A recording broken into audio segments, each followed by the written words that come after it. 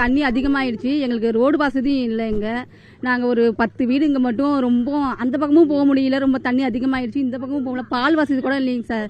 ரொம்ப நாங்கள் கஷ்டப்படுறோங்க சார். இந்த வழியும் இல்லைங்க சார். இது நடுவில் தீவு போல இருக்குது. நாங்கள் ரொம்ப கஷ்டப்பட்டுட்டு இருக்கோங்க சார்.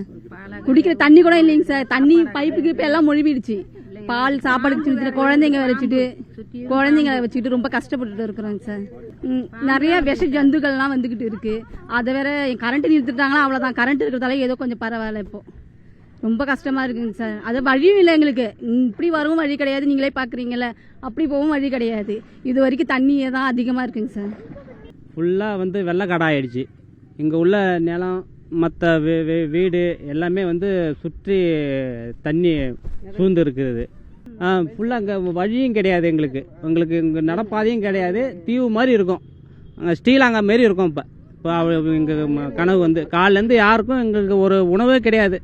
நாங்களே ஏதோ இருக்கிறத வச்சு நாங்கள் செஞ்சு சாப்பிட்டுக்கிட்டு இருக்கோம். குடி தண்ணி கூட எங்களுக்கு கிடையாது. அந்தமாரி நிலைமையில நாங்கள் இங்கே வாழ்ந்துக்கிட்டு இருக்கோம்.